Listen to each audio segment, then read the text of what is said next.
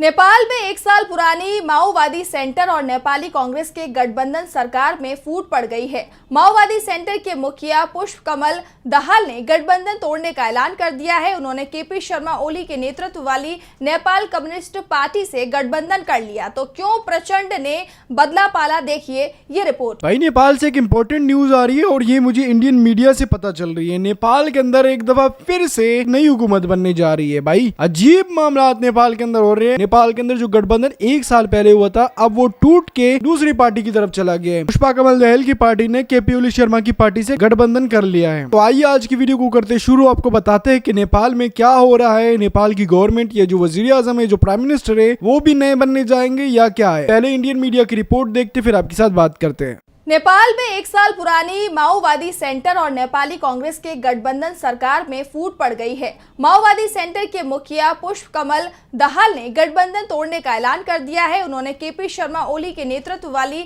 Nepal communist party से गठबंधन कर लिया। तो क्यों प्रचंड ने बदला पाला, देखिए ये रिपोर्ट। नेपाल का सत्तारूढ़ गठबंधन टूट गया है। करीब एक वर्ष पहले नेपाली कांग्रेस के साथ बना गठबंधन तोड़ते हुए प्रधानमंत्री प्रचंड ने प्रमुख विपक्षी दल के नेता केपी शर्मा ओली के साथ हाथ मिला लिया है।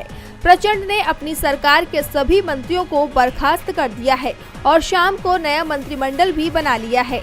फिलहाल माओवादी सेंटर से हित बहादुर तमांग, नेपाल कम्युनिस्ट पार्टी से पदम गिरी और राष्ट्रीय स्वतंत्र पार्टी केपी आर्याल को मंत्री बनाया गया है। दरअसल नेपाली प्रतिनिधि सभा, जिसे नेपाल की सदन की संसद भी कहते हैं, उसके अध्यक्ष पद को लेकर गठबंधन सरकार में फूट पड़ गई है। प्रचंड ने पहले नेपाली कांग्रेस को प्रत्याशी का समर्थन करने का ऐलान किया था, लेकिन रविवार को अचानक उन्होंने यू टर्न ले लिया और माओवादी सेंटर का उम्मीदवार उतारने का ऐलान कर दिया।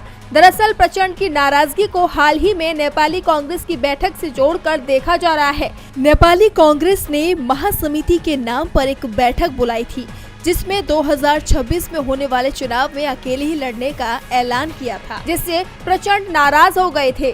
प्रचंड ने इस पर सख्त ऐतराज जताते हुए कहा था कि जब अभी चुनाव दूर है तो इस तरह की बात कहने की नेपाली कांग्रेस को क्या जरूरत थी। और इसके बाद उन्होंने नेपाली कांग्रेस से गठबंधन तोड़ दिया।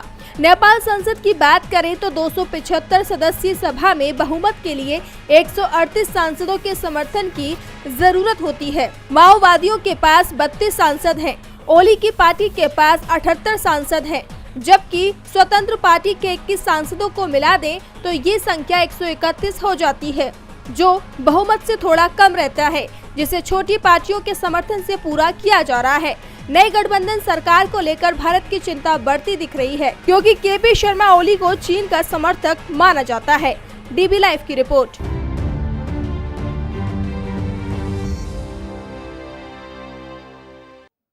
तो आप लोगों ने रिपोर्ट देख ली होगी। आप लोगों को पता चल चुका होगा कि भाई इस टाइम में नेपाल के अंदर एक दफा फिर से नया गठबंधन हुआ है और ये गठबंधन केपी ओली शर्मा और पुष्पा कमल दहल की पार्टी में हुआ है। अब ये नेपाल के अंदर हर साल एक नया ड्रामा आता है। भाई कोई ना कोई क्या कर रहा होता है, कोई ना कोई क्या कर रहा होता है। मुझे समझ नहीं आ रही कि भाई नेपाल के अंदर आखिर होना क्या चाह रहा है। लास्ट टाइम जब गठबंधन हुआ था तब क्या हुआ था कि भाई 2.5 साल एक प्राइम मिनिस्टर होगा, 2.5 साल दूसरा प्राइम मिनिस्टर हो गया। बट पुष्पा कमल दहल ने एक दफा फिर से गठबंधन तोड़ दिया और केपी ओली शर्मा की पार्टी से गठबंधन कर लिया है। अब ये फिर से प्राइम मिनिस्टर बन गया। अब आगे क्या होने वाला है ये नहीं पता चल रहा, क्योंकि केपी ओली शर्मा चाह रहे थे कि भाई मैं प्राइम मिनिस्टर एक दफा फिर से बना जाऊं, बट केपी ओली शर्मा की हुकूमत अभी मुझे नहीं दिखाई दे रही कि वो कहीं इतनी जल्दी प्राइम मिनिस्टर बन जाएंगे।